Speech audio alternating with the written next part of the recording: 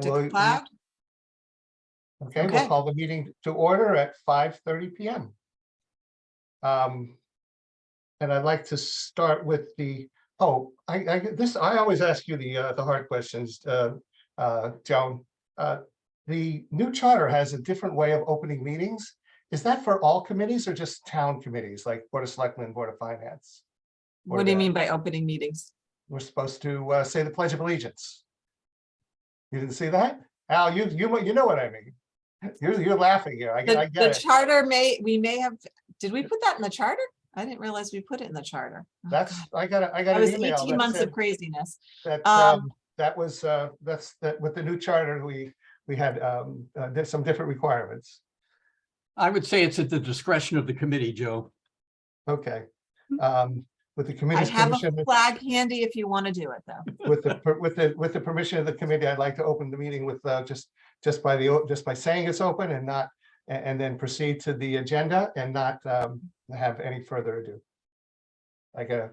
But let it be known that everybody nodded their heads on the committee. Yes. We all nodded our heads.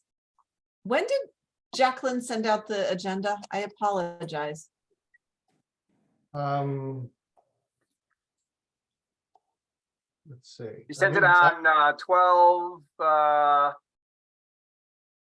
Friday, 12/9. 12/9. All right, hold on.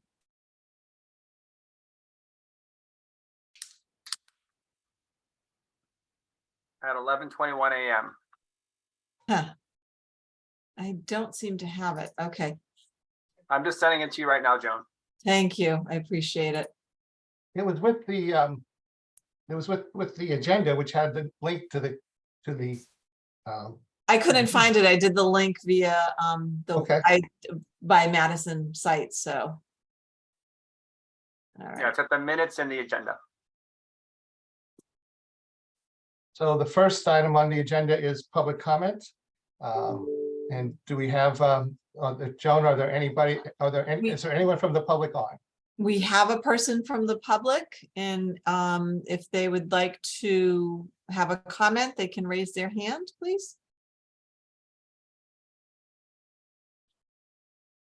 And not raising the hand, so we're good. Okay. The second thing on the agenda is the approval of minutes. The minutes were long. We had a long meeting, and I read them and I was content. I was happy with them.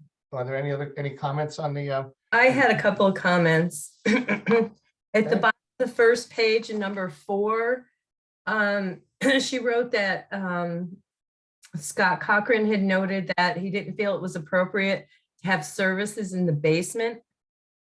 And that's not the way I remember what he said. I thought he said he didn't want full-time staff in the basement, but I think that he was going to do some services in the basement. So I think that's correct.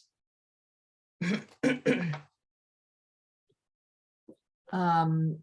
think that is that they're the people in the offices are the ones who have services, and then the programs were the one that was going to be in the lower level, or AKA the basement. Okay, so he was differentiated. There's a differentiation between services and programs. That's what I understood. Oh, okay, then I misunderstood that. That's not the way I heard it. Okay. Yeah, I thought that there was also potentially going to be program offices as well. So we can clarify that maybe. Yeah. Yep. And then in the public comment, number 7 on the second page, Bill Stableford said that they hope to have preliminary data completed and shared on the 13th of January. But is that true? Because that's when they're closing the survey. Are they going to have the data ready already? You know, the day they close the... They said they were accumulating the data on a real-time basis. So once it closes, okay. it should be there. Okay. It just seemed very quick to have preliminary data analysis. Okay. Well, they've That's set my up only the analysis as it's going. You Okay. can do it one of 2 ways, yeah. And I Those think are the my key only word there, comments. the key word there is preliminary. Yeah. Right. I agree, yeah. I think what they'll have is they'll have the data, but what they won't have is any interpretation of the data, unless they're going to be interpreting it along the way also. But Yeah, I don't know. but the raw data is accumulated as it goes.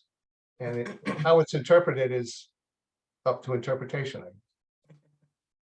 Okay, Right, and I think the minutes reflect that. The Okay. preliminary data analysis completed and shared. Mhm. Okay. And I Um, think if for Scott's piece, if we just said counseling services would probably cover those types of services that I know that they're gonna have upstairs versus the basement, so. I thought that his comment though was that he didn't want full-time staff down in the basement. I thought that's what I took away from that. Was that he My- didn't want his staff down there full-time, which makes perfect sense. Go ahead, Al. Eileen, I think you've raised a wonderful nomenclature point here.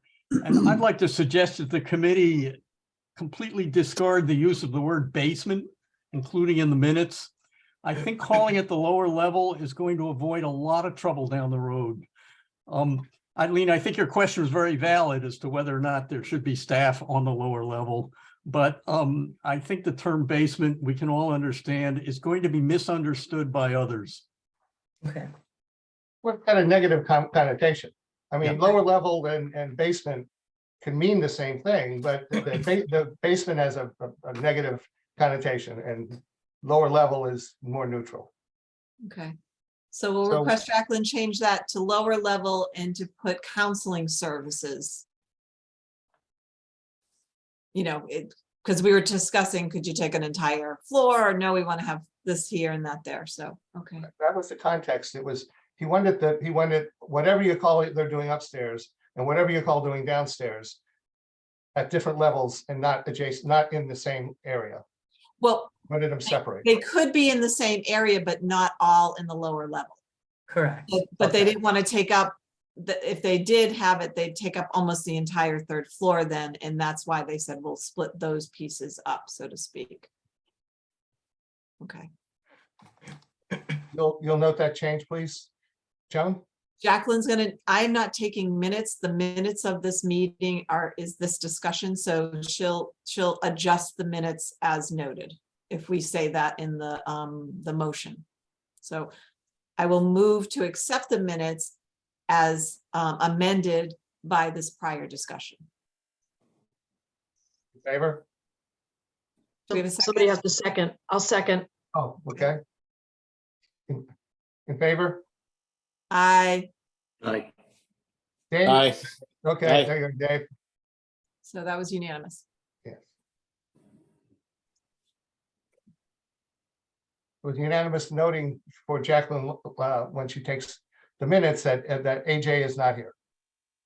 Correct. He's not with us. He is, He's got one of the things that's going around. That's not COVID, needless to say. There's so much of it going there. there's enough going around to include everybody at some point or another. We can be Well. very inclusive on that. We all there- started seeing each other again in person. That's later in the agenda, Joe. Don't, they can't jump the agenda. You told me that. We can't go out of order. The third item, discuss and approve the proposed evaluation and scoring template for the architect RFP respondents. And that discussion is going to be led by Mark. And I pass it to you, Mark. If you've Yep. sent anything around, I have not opened it yet, so. Yeah, I did send a PDF to everybody. I don't know if you had a chance to open it up, but I'm going to share my screen if you don't mind. Okay, And Joe, maybe I'll take this opportunity to just let the committee know that we had the architects pre-proposal briefing last Thursday.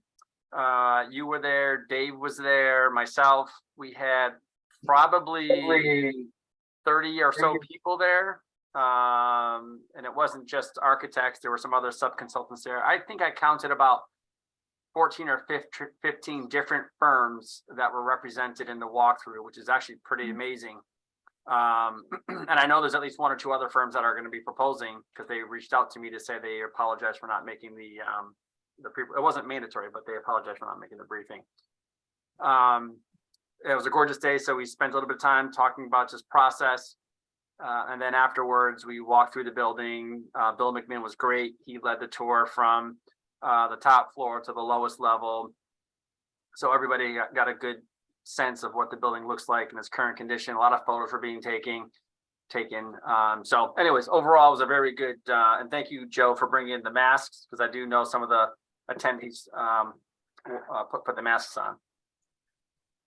So, oh, you're on mute.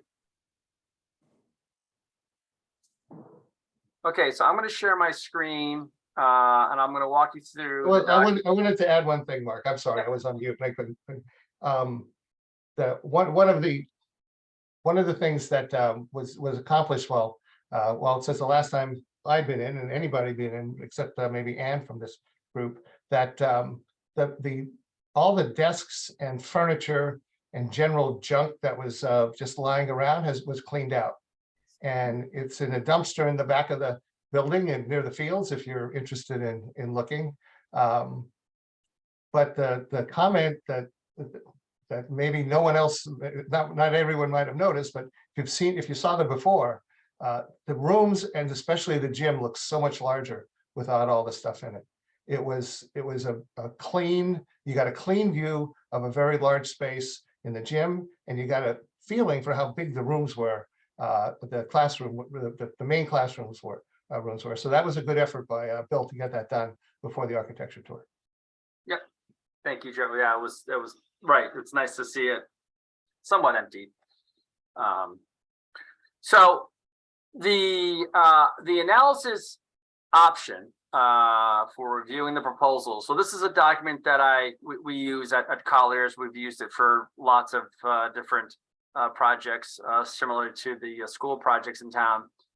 And I met the middle of last week with Joe and Dave to review this document about how we could help give guidance as to reviewing the actual proposals when they come in. So the way that this is structured is, this column right here represents the firms that are submitting. So, we're going to get a bunch of different firms, and I'll go ahead and plug in the names of all the firms that are submitting. So it's you're just identifying, the firm name. Then we have 6 categories that we are reviewing the proposals against. And these, if I can just move a document over, these are the 6 categories that we told them that we were going to be looking at. So fees, experience, performance, the makeup of the team, how they're going to approach the work, and then contract oversight or contract comments. So we went ahead and took those and broke them out into the 6 categories you see here at the header. The scoring matrix, this is basically based off of a QBS or qualified based selection process. And you generally weight, if you will, what are, in our opinion, the more important criteria versus having them all equal. And the reason that we put a heavier weighting on experience and then their performance on those experience projects is because you want to make sure, the cream rises to the top, that the best, most qualified firms, are recognized. And those are the ones that you generally want to work with. So, we went ahead, and these numbers can change, but this is what we generally use. So for 55 out of the 100, and this equates to 100, 55 out of the 100 are basically experience and then their performance on those projects. Performance is, were they on schedule, on budget, references, things of that nature. Experience is experience with community centers, experience with historic buildings, experience with renovations, code compliance, those types of projects. Past performance, again, is how they performed. The organization or team structure, is worth 15 points. Again, is it a team that has worked together extensively? You could have an architect that's done 15 community centers and a mechanical engineer who's done none, or a landscape firm that hasn't done any. The individuals for the firm may not have the experience either. So that's what goes into this organization and team structure category. The approach to the work, that'll be, you know, how they're going to describe working with you all on this project, how they're going to work with the various offices, Scott, Cochran, and the others. You know, they're going to have, you know, homes in the building. So they're going to walk us through how they're going to approach, you know, their services. The next is fees, right? So fees definitely play a role, and we'll talk about how that's levied. And then contract comments. So contract comments are, you know, we issued the agreement. There's some pretty good language in there to protect the town of Madison.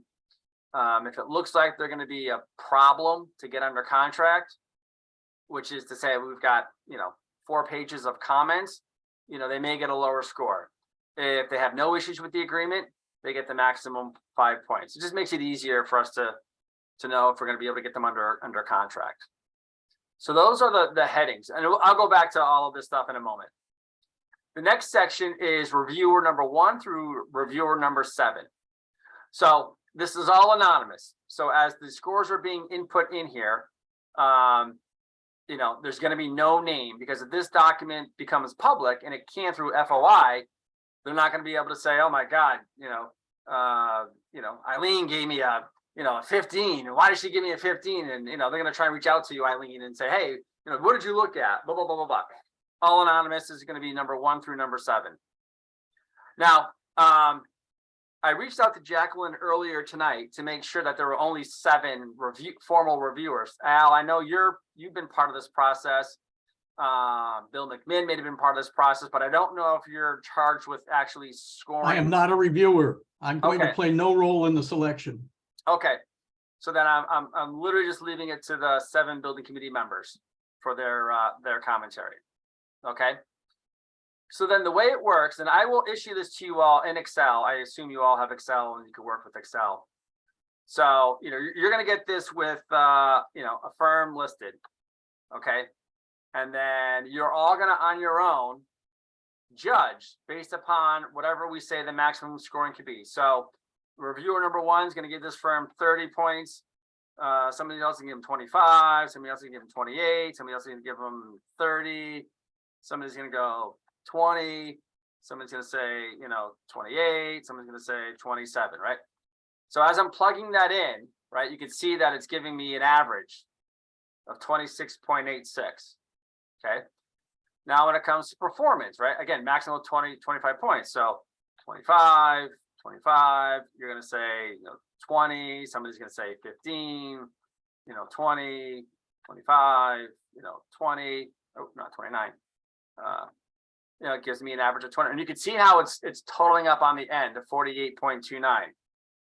All of this becomes, you know, formula driven. So once you plug, and I'm not going to do this for this entire grid, but what it'll look like is it'll look like this. This was done in Rocky Hill, where you have all of these, by the way, all these firms you see here were all just about there the other day, just so you know. So this is how this committee reviewed these submissions. And you can see how, based upon the score, 84, 83, 83, 82, these were the top 4. You know, we went from 82 to 78.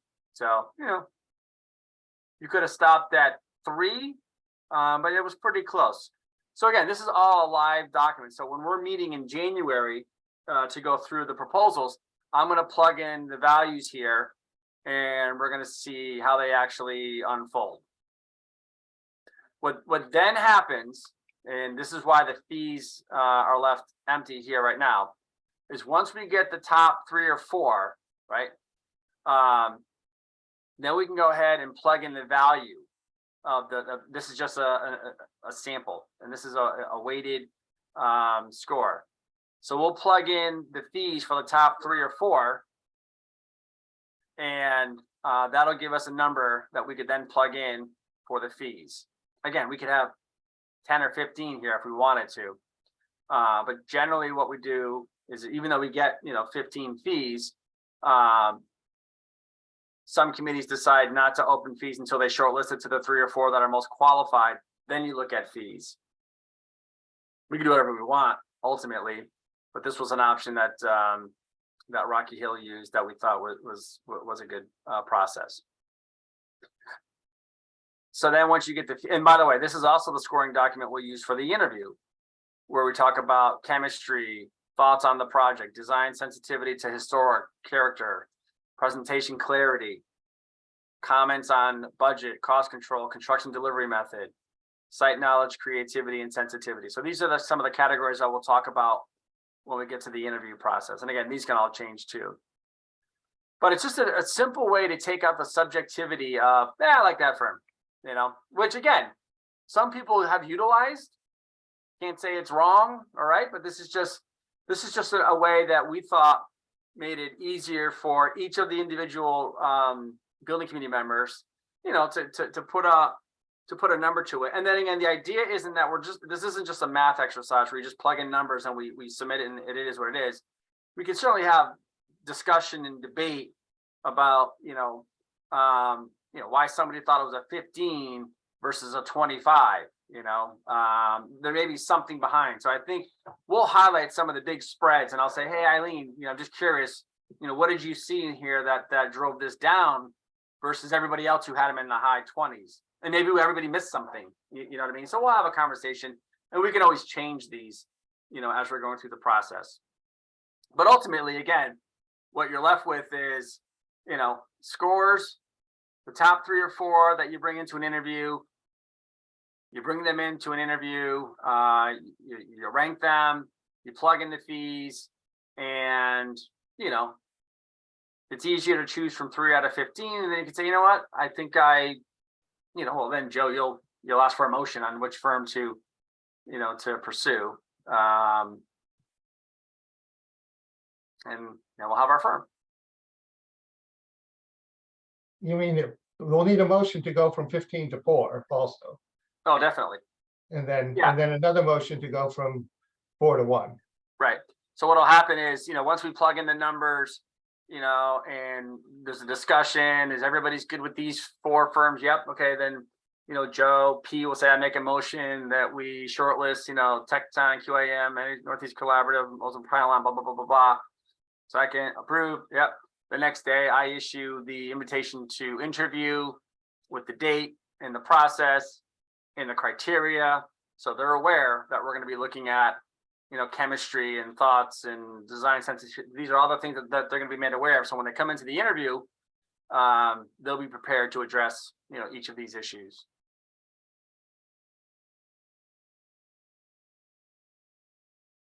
So,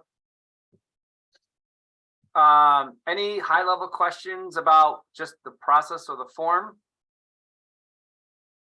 And then I'm happy to go through and talk about whether or not any of these want to be higher or lower. So I just have a question on the process. So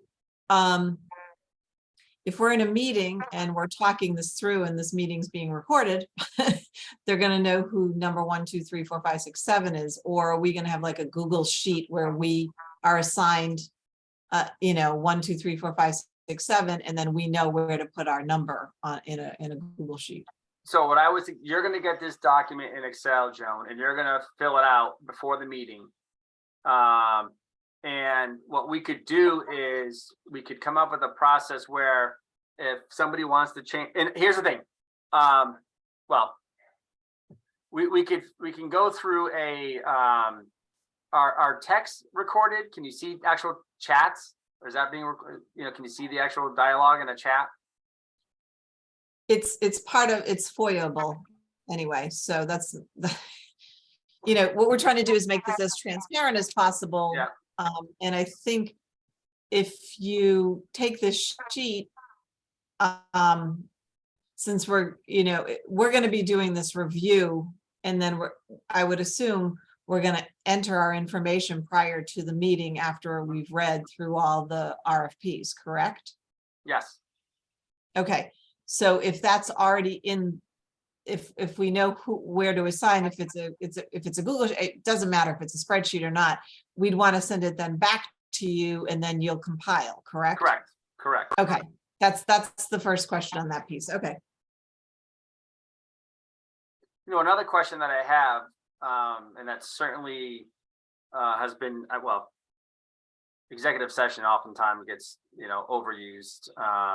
But is this something that would fall under executive session guidelines? No. I mean, what if we're reviewing contract detail, that could be executive session. If we're negotiating a contract, that can go into executive session. The choosing of somebody needs to be out in the open, Yeah. so to speak. We did ask Is my that. understanding of it. We can double check with Jacqueline and the powers that be. I asked that when we first started, and I got a couple of soft answers, but basically it was, as you said, Joan, that it's the negotiation of a contract can go in executive session. Personnel matters go in executive session, but discussions are public.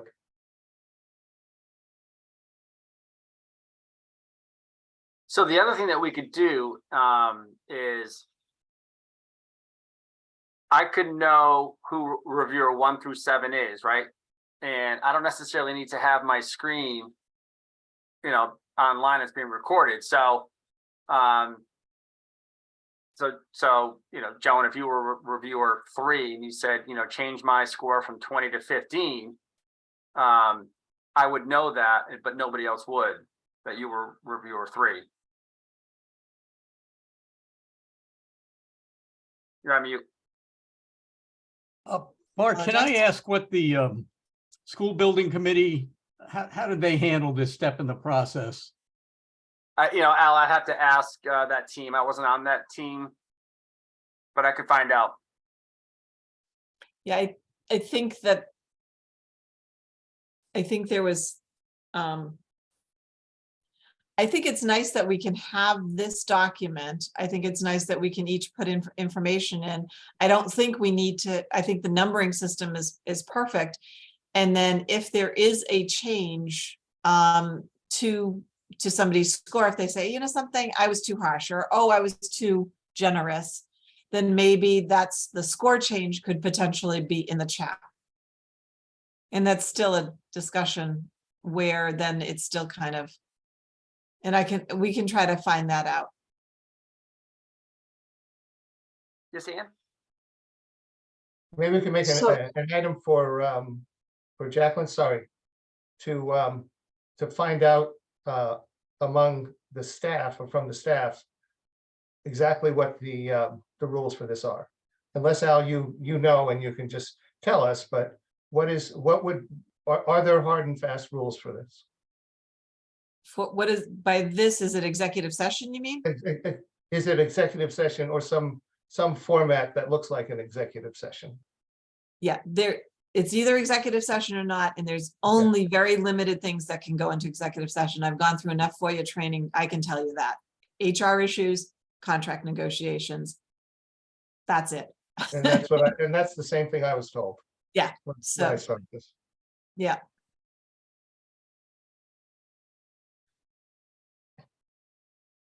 And you have a question? Yes, I can foresee a situation where one of us might need to recuse themselves from review of a particular firm for some reason or other. And the way this is set up, that would have an impact on the average scoring. So if that were to happen, then the average would need to be, the average of 6 entries rather than 7, for example. Yeah.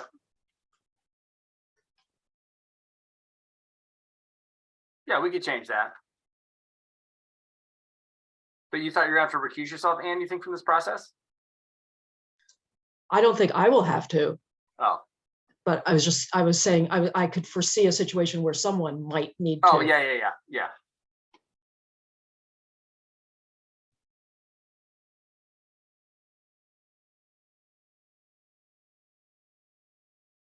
Other questions about the general forum? On the second sheet, I think I discussed with you the final column to the far right. If you scroll over to that direction, the rank. Oh yeah. Yeah, we had talked about putting in another, this score, right? Actually, what I had foreseen was that among the four, Yeah. that each individual can rank before we start, can rank which of the participants of those four they thought should get the would be the number one choice, the number two That's what it choice, was. So this three was just, three choice. So let's say, well, in this case, there's three. Let's say there's three. Each person would rank 1, 2, or 3 for that. And I'll tell you what the case that it's where the numbers lie. If you have 6 out of 7 people give a score of let's say they give a score of 100 to one group, and so their total points are 600. You divide it out by 7. It's something less than 100, and then the rest of the people all give 90 points to 7 people. That means the 6 out of 7 people would have picked the first one, and they get 600 points, and the second choice gets 630 points. And that's an extreme example, but it's the numbers may not tell you everything, and I think we Right. should be able to have an independent view of what the rank was, a forced rank, and then we can then that also will liven the discussion among the four to say which of those four do we think we should pick. Yeah, so what I'm doing here is like, for this particular firm, that could come in 3rd place for you, 2nd place, 1st place, 1st place, 1st place, 2nd place, 3rd place, you know what I mean?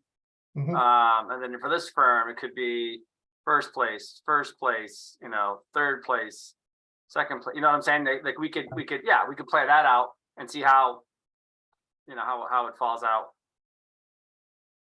That's what you're thinking, right, Joe? Yeah, exactly. And that column's actually like golf, so the lower the better at that point. Yes. Yes. No. Al has got something that. Joe, can I ask a question here?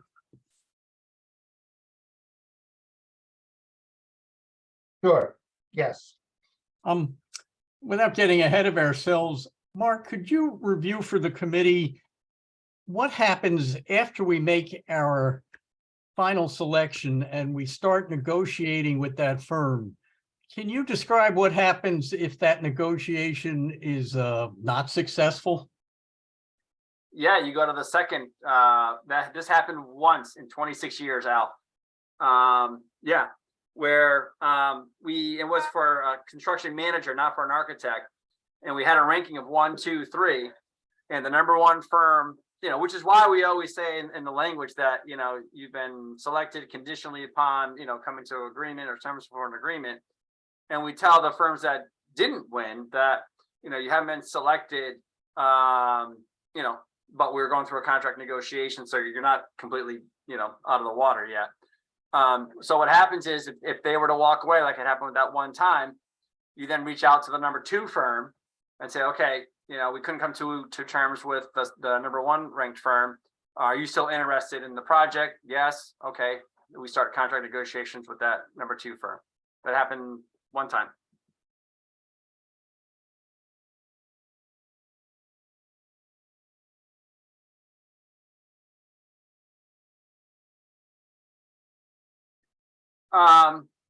So do you want to talk about the weighting of these categories, or do you generally feel pretty good with what we traditionally carry, again, where experience is the most important thing?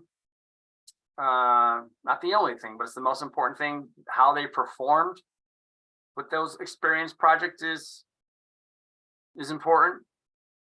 And then these other things, not unimportant, but they're just less important. Does anybody have any strong feelings one way or the other that I'd rather see,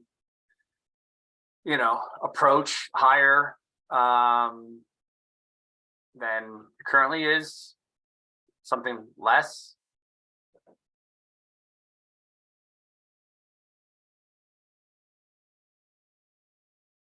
I like the weight.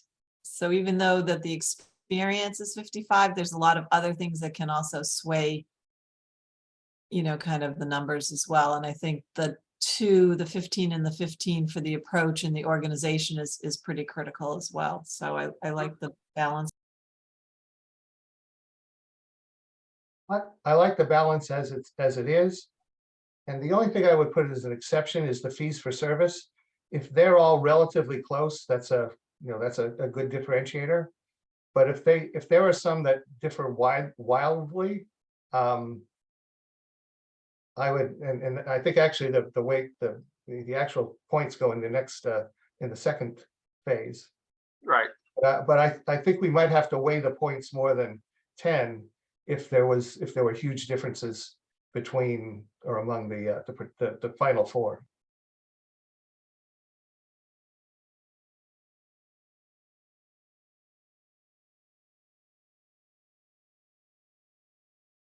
I love the sheet, Mark. I think you did a great job with this. I love the way it's laid out.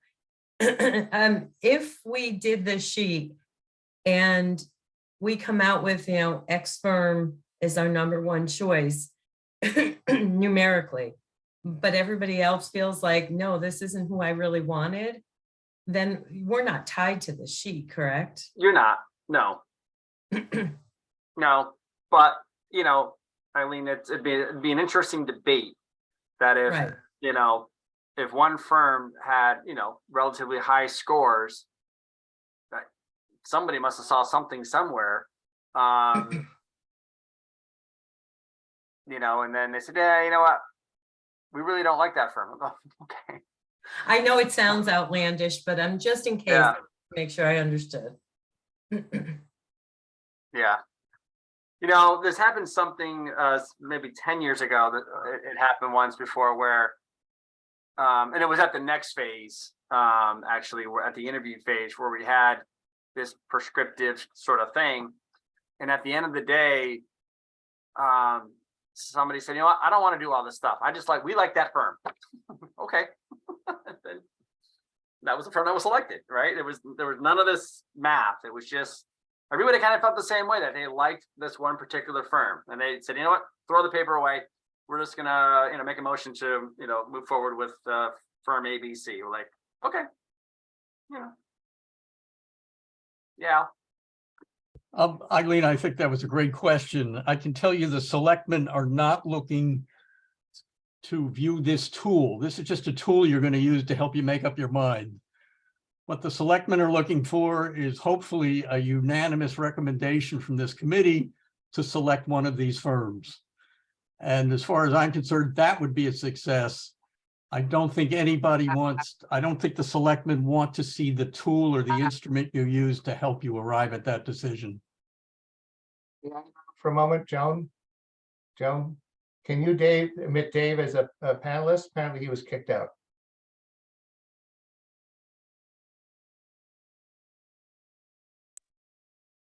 Sorry about that. I can't see I'll keep my the attendees open in the grid too.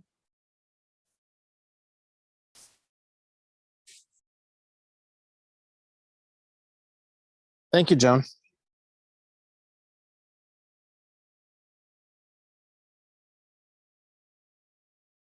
Okay. Well, again, we don't have to lock it in today. We have until January 5th or so to make any tweaks here. But for now we'll leave it as is, and again, we can always make tweaks later on.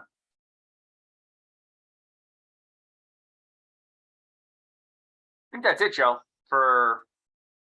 well, we also wanted to talk about the interview timeline. I don't know if that's on here. Oh yeah, there it is. The interview schedule.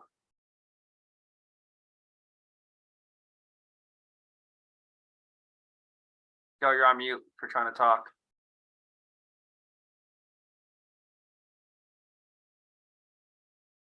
Yes, it's 4A, the architect RFP review. And it's the architect interview schedule. I think we've have we covered the architect review? I think we've gone through the scoring sheets. Was there anything else that you needed to add to that, Mark? Nope. Okay. The interview schedule. when we will be we will select, let's just say for argument's sake, four architects to interview. Those interviews from beginning to end, from group one walks in the room till group two walks in the room, will probably be somewhere around an hour.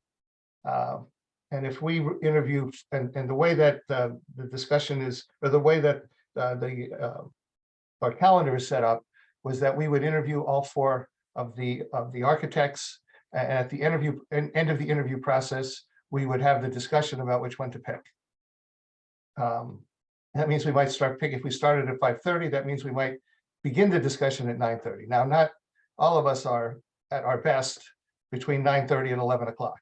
So that what we discussed were what we tried to come to was recommendations for alternate schedules for interviewing and discussion. And the first that we could consider, there were actually, I think, three, but the first would be, we start approximately 8 o'clock in the morning with the interviews, go through the four interviews. That would take us to lunchtime, have a break for lunch where we do not discuss, by the way, we're off the camera, but we'd have some sort of break, and then we would come back and in session and continue, and then actually make the selection. What the day other would choice- that be happening?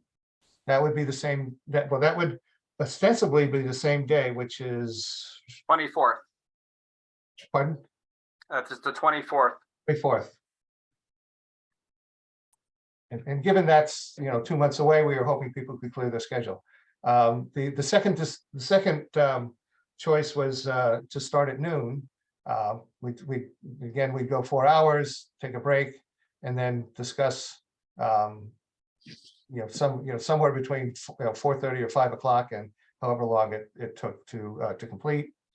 The third option we discussed, there may be others, but the third option we discussed was to break the interviews into 2 nights. So if we needed to start at 5:30, we would start at 5:30 one night and then the next.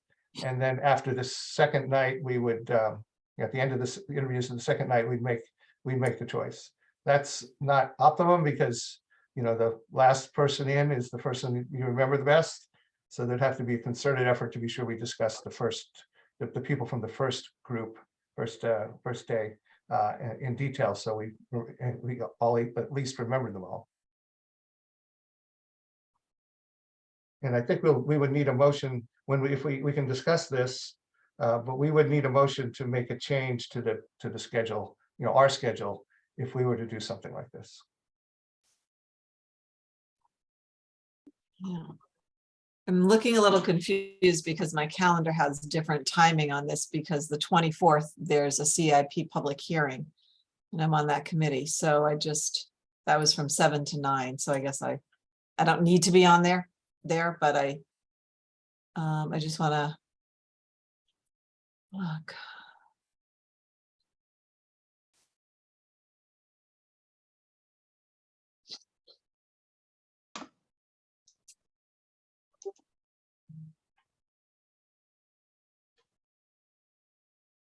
I guess the first question would be, can everyone clear their schedule on the 24th to be able to do this during what would be normal working hours? Right now, yes. Yes, me too. Eileen says Right. yes. Right now, yes. And Dave? You're gonna have to unmute yourself, Dave, and talk to us. Talk to me, Dave. I can't see you shaking your head, Dave. You can shake your head all you want. You can talk into the microphone when on mute, but we're not gonna get it unless you tell us. There you go. So you're talking about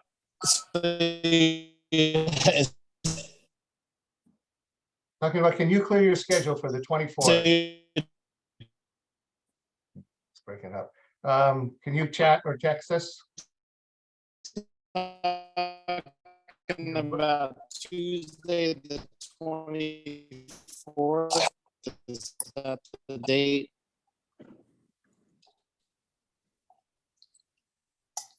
Just me, or is he hard to hear? I'm having a hard time hearing him. Dave, you are, He said yes in the chat. okay. So I guess the only person we need to verify with his AJ? Yes. And then the other is the time selection, to start, early in the morning, we can, 8:30, whichever we consider to be appropriate, or noontime. Morning people usually shake their head yes, that would be me. Can you Is there- hear me, Joe? Yeah, it was Dave's idea to start at 8, so no matter what he says now, he was the one who said 8 o'clock when we were together, so. 8:30 for me would be more preferred, just because I know school's all happening in session, kids are out of the house, everything's gone, and I can be rest assured that everything's cleared. Well, and this isn't in person. We're trying to be in person, right? These are the Yes. interviews. Yes, this is in person. So, and we want to, I think Yes. 8:30 would be a good one. Time frame to start. Agree with 8:30, Anne? Eileen? Fine with me. I've cleared my whole day, so I'm flexible. Okay, I'm putting in the calendar. I'm taking the day off. So we would like to, I guess we'll need a motion. So I need somebody to make a motion and second it, that the architect review be scheduled, not on our regular meeting on the 24th, but we move the meeting, whatever the wording has to be, that we begin the meeting at, the review at 8:30 in the morning, and we continue until approximately, until whatever is complete. And that will be an in-person meeting. And we would then not have we would either cancel the 5:30 meeting, I don't know how it's gonna work, or the 5:30 meeting is essentially the time is changed to go from 8:30 until completion. So because all of our meetings are on Zoom, I believe this has to be a special meeting now because it's been scheduled in the system as being part of Zoom. So I'll make one motion and hopefully I can get it right. I'm going to move that we have a special meeting on Tuesday, January 24th, starting at 8:30 a.m. and continuing until an architect is selected. And that we cancel the regularly scheduled 5:30 meeting. I second that. I can't second. If all in favor, raise a hand. Hold on, let me get Dave back in again. This was his idea. He better not vote no.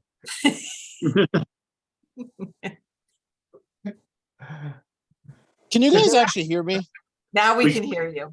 Oh my gosh, I totally apologize. I was shuttling kids around. I was in the car. It was working with Bluetooth. I get out of the car and it literally stops working and tells them in car mode, and I have no idea how to undo it. So I need to get a hold of a Zoom expert, I guess. But I apologize. Yes, I agree. So Joe, do you want to reach out to AJ and make sure he's okay, that he give him plenty of time? Okay.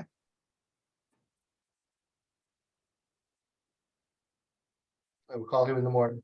He's not like sick in the hospital, that kind of sick, is he? Okay. Stomach bug, sick.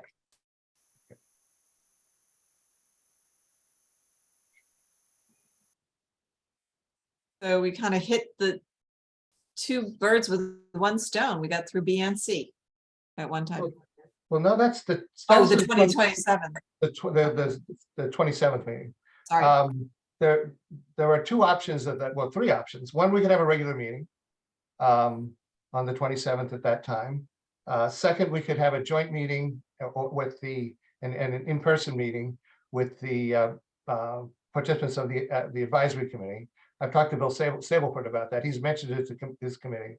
I doubt there would be any motions. So if we had a quorum or not, it probably wouldn't make any difference, but it would be a chance to talk and get to take some time to get to know the people on the advisory committee. We don't. Bill is in the audience. Should I promote him to have him talk? Good, excellent idea. But before the third option is we cancel the meeting. Because it's 2 days after Christmas, and doing business with the holiday cheer in our hearts may not may not be the best way to conduct business, or maybe, whatever. You can promote Bill, please. Okay, I'll bring him in.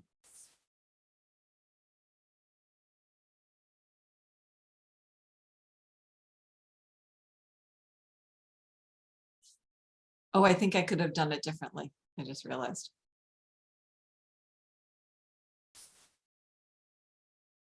Here we go. Bill, you're muted, so you can unmute, and I think you can speak now.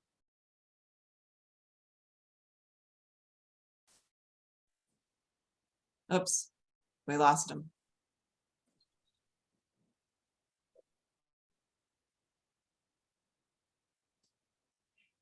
I'll wait for him to come back in.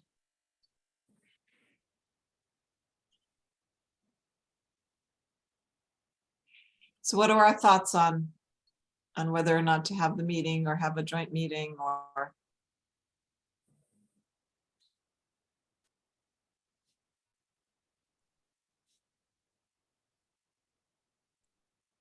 Well, my thoughts are that if we can have a joint meeting, I'd say that's fine. If we don't have a topic that really needs to be discussed, then I would say it's very close to Christmas. I'd rather not have a meeting. So maybe like a joint Zoom meeting just to meet everybody potentially even, or it has to be Zoom, just so that we're all kind of on the same page. Because the other thing is an in-person right after the holiday, if people are gathering with friends and family, it might be safer for all of us to be on Zoom for Yeah, I that agree. meeting. Just a thought.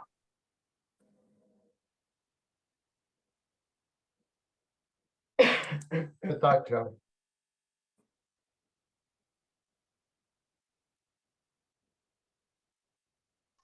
So it sounds like the two options that might be the most popular are to do a joint Zoom meeting or cancel. So why don't Bill's no longer on.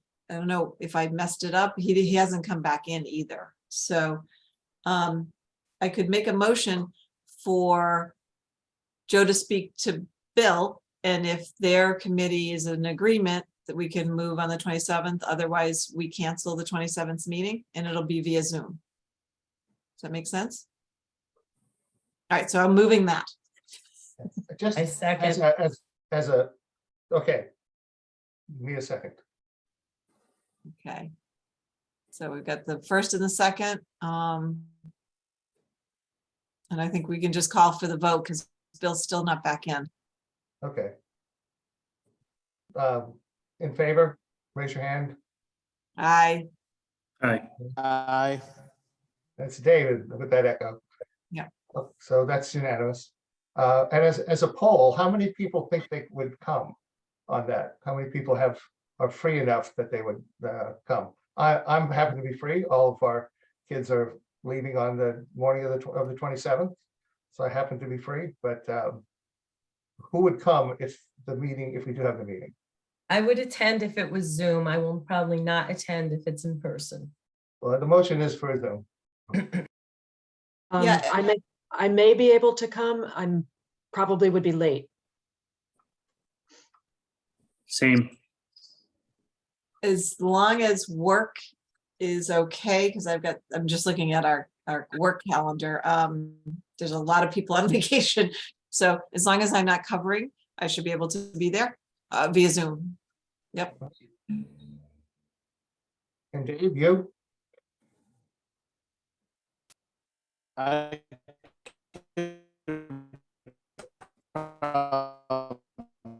Chat, Dave, please. Dave, you're breaking up again. If you can put it in the chat, that would be good.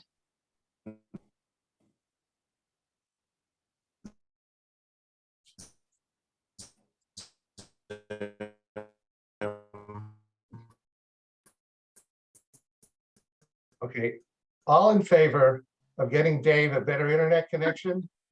Raise your hand. Al and I can't vote, but we're voting yes too. Make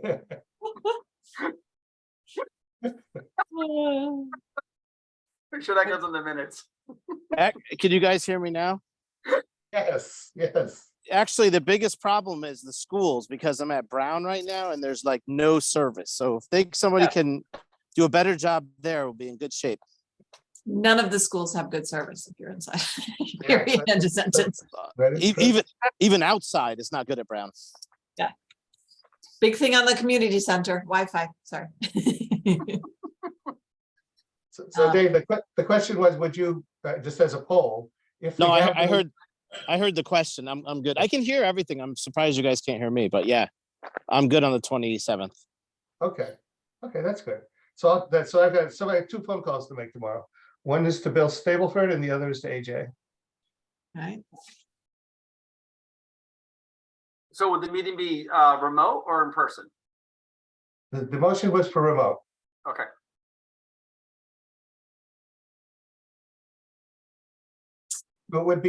It would be our regular meeting, which is scheduled, and it would be, and the committee would be invited. I'm not sure what their status would be, but they would all be promoted so that we can all speak equally.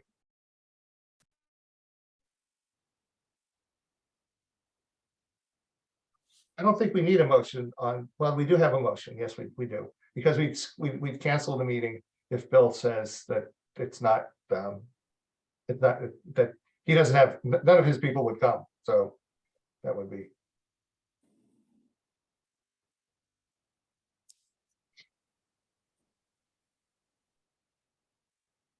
I think that's it for item 4 on the agenda. Item 5 is just a is a quick review or comments or thoughts about now that we've heard from both Scott and Austin, their space uses for the Academy Community Center. Were there any thoughts, any comments? I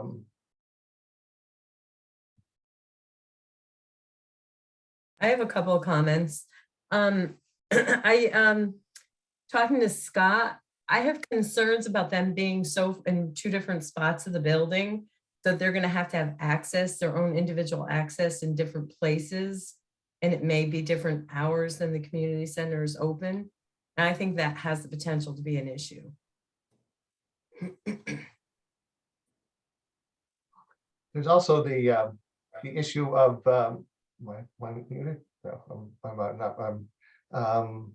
there's also the issue of access to that section of the building that he wants in the lower level. It looks like who was there? Oh, Ann and I and AJ.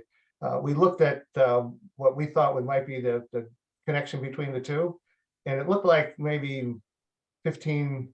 The 2 walls were 15 to 20 feet apart, and there was fill in there. So the walls would have to be knocked down, and the amount that some amount of fill would have to be removed to make a connection between those two spaces. And how that impacts, the access to the building and the access for handicapped access is an open question at this point.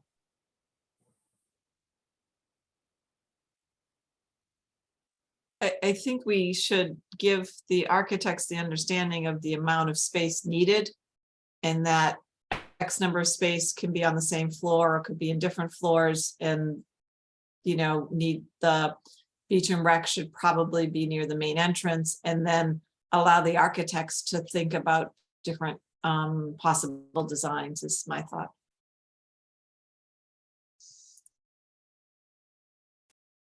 Mark, did you get any feedback from the architects on this point? I know your answer. I remember your answer. It was, the architect who's chosen will be given these details. But did you get any further comments? No, nobody questioned. Well, nobody knows other than the one firm about breaking up youth and family services. Whoever's hired, they'll have to go through that same programming discussion with both Austin and Scott respectively to identify the amount of space and where ideally they would prefer. Again, I've been involved with this since day one, and I do know Scott had a very good reason for wanting to be down there, and he wanted the services that would be provided from that space to be separated from his office location because of the sensitivity of the visitors, not wanting to necessarily trudge through the entire building, walking up to his space. But if they had a direct access point, to the counseling center down on the lowest level, it may You got help. it switched. This counseling is going to be up on the 3rd floor. The lower level is for their programming. Right, well, yeah, right. Whoever was coming to the lowest level, and it might have been actually youths or teens or somebody Yeah. that he felt, he really wanted them to just come in the building and go down and go into that space without having to walk through game rooms or other rooms where there may be other kids, congregating. Now that was his thought 2 years ago. We may want to circle back, because I thought my understanding from what he said was he would prefer to have all of it co-located in one spot. If it needs to be divided up, they would like it divided up the way that it is shown on the drawings, because the downstairs is for programming. So he would need that allocation of space somewhere else for programming with no offices, et cetera, because they want those all not in the lower level. Right, and programming, programming for youth and family services, like peer helpers come in, or they have another event or things like that. There may be a group session or two down there if there's, because it might be a bigger space rather than having it in the offices.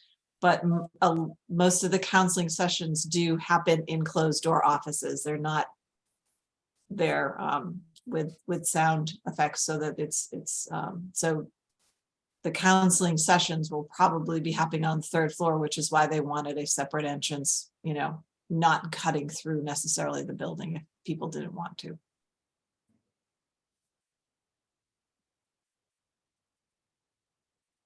Could you give us your perspective on this? Because you've been talking to those people longer than we have. Al Goldberg? I'm not. Yeah, I think there are an awful lot of considerations here, and I think whoever made the suggestion that we should punt it to the architect at this point, I think is the best move for this committee for the time being.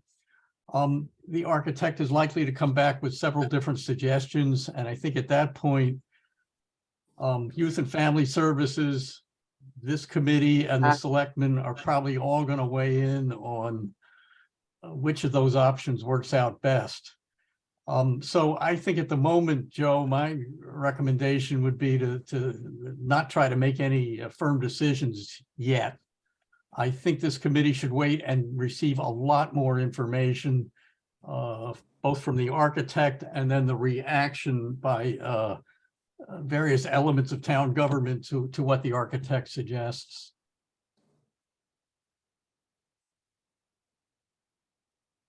I would affirm that. Can I also ask how it will be perceived in town if Beach and Rec employees all have 2 offices, one at the surf club and one? I know that that's probably beyond our scope a little bit, but I mean, it seems a little bit, I don't know, it seems a little bit much that they're each gonna have 2 offices. I've also heard that somebody has an office at the senior center. I mean, I was just curious about that. Eileen, you asked the best questions. I think the selectmen are probably the lightning rod if there's a public problem with the appearance that a town department has more space than it should. I would hesitate to put this committee in the line of fire on an issue like that. So I think for the time being, I would say we should tell the architect what our thinking is at this moment in time. And as the committee deliberates further and as space allocations become an issue, then Eileen, I think your question is very germane, and I think the selectmen should probably provide this committee with an answer. I don't think it's fair to put this committee in the line of fire over that issue.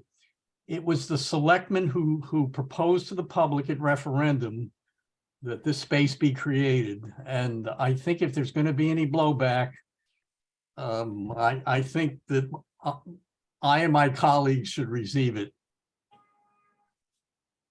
You're welcome to disagree with that, but No, my only concern from my perspective,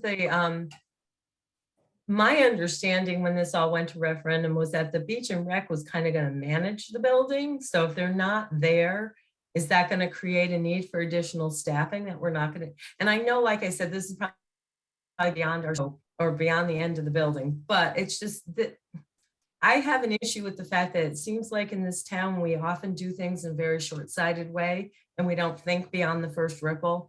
And I'm just trying to think beyond the first ripple.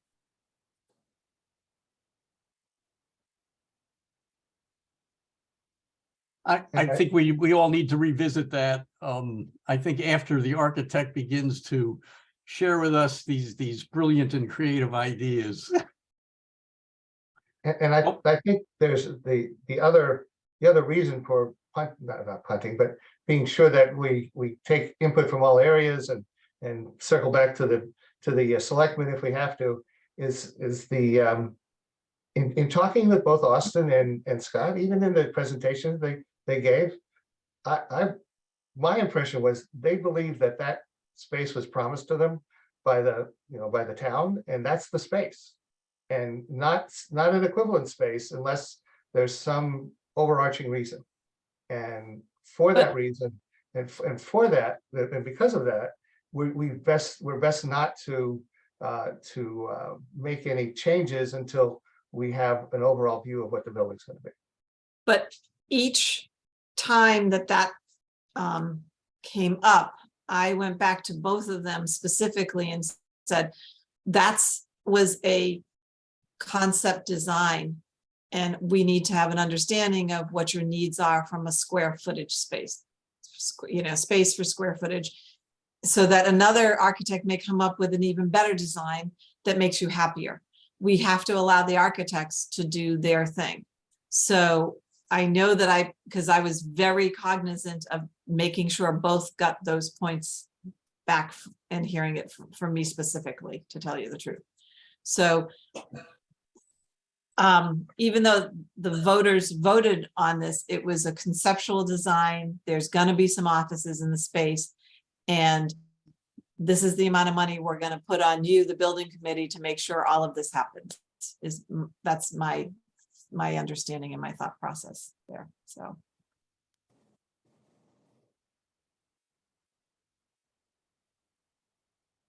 And it should be the position of the committee at this point, with the fact that with Al's advice that we don't push that any further at the moment, but that we really have to wait to see the designs before any final decisions are made. And we've made that point in discussions with both Austin and Scott.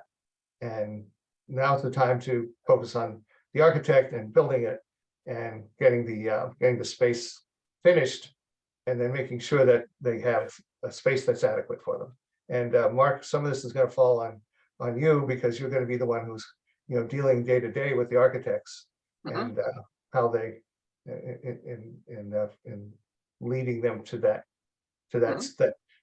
utopian space where everybody gets what they want.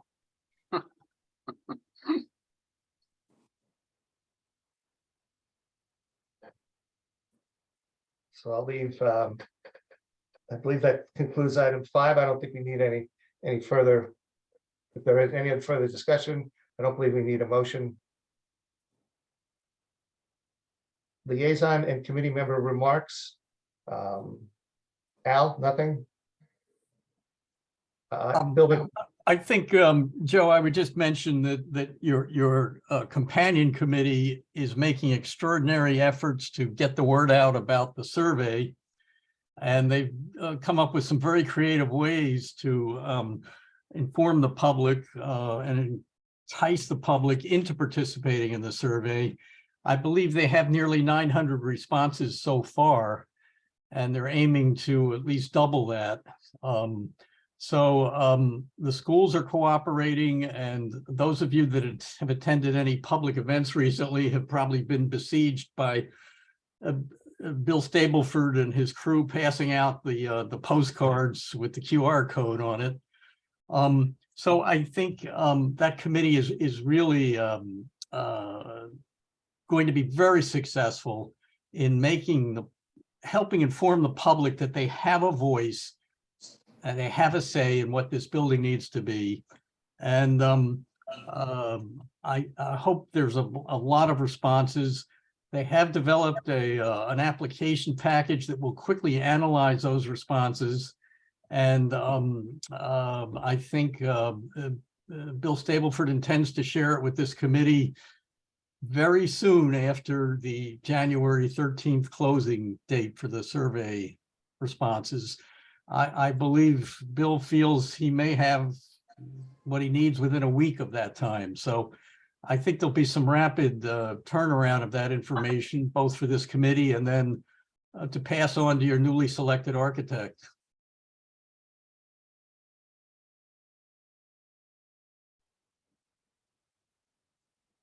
McMinn gave me an update on the projects that he's been working on at the school, at Academy School. Number one, the lights on the building are up.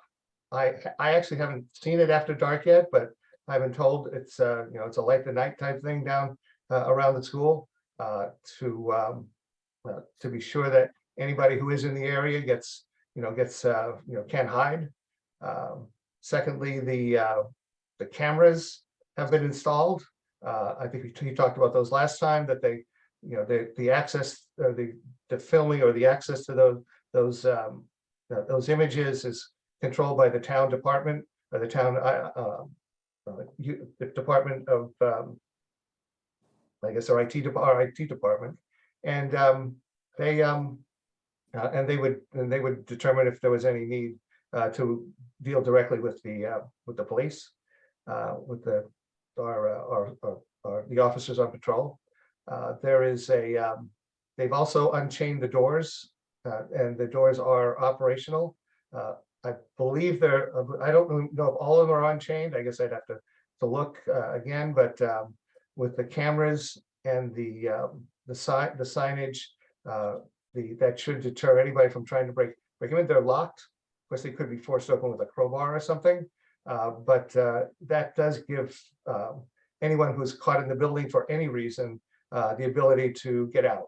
So it is a method of egress in any emergency times. And not every stick of stuff is out of there. The piano is still up there on the top floor, but much of the furniture and the things and the clutter is gone, and it's dumpster outside the back of the building. There's one less baseball in the building, right, Joe? Actually, two less. You found another ball? I found one before they cleaned it out. It was on the matter of fact, I think I have it right here. I'm sure there's a lot more. Yeah, well, I don't know if any left. I've been keeping my eye out for them. So I got one on that was still when all the furniture was still there. It was on top of one of the desks, and I found another one on the stage in what is essentially going to be the theater. I don't know. I have no idea how it got there, but I've collected them. What the hell? And I also got one from the field at what Dave would know. He was there. I got one from the fields next to town, that in the town campus. So I've collected 3 so far. I could sell them or something. I don't know. But that was Bill's report, and he has essentially accomplished everything that we've needed. We've asked him to do, and so the building is now, while not completely safe, is a you're able to appreciate, as I said earlier, you're able to appreciate the size and scope of the real size of the building and the rooms in it. Lastly, we had a discussion about what is the safety hazard, or are there safety hazards in entering and walking through the building? And some of them are obvious. The tripping hazards and the glass on the floor. It is there are some people who are bothered by the dust and any mold that might be in the lower level, and to that we're the position that the town came to is that we should warn people that this is an old building. It's got a certain amount of dust and possibly other things in the air, and if you're sensitive to that, you should wear a mask, and that's especially true in the lower level. And if you are or you can choose to wear a mask or not to wear a mask, and we would have warned them, and we would have said it, and that I did. That was my one job when the architect visit was here. That was my one job, was to make that statement and then pass out a box of masks. They're COVID masks, they're K95 masks, but what I had in my closet. So that is, I guess that's all from Bill McMahon and other in his group, or his accomplishments. Any other committee members, or Mark, or Al, do you have anything else to add? Okay, that would we would complete item 6. And lastly, public comment again. Joan, is anyone on?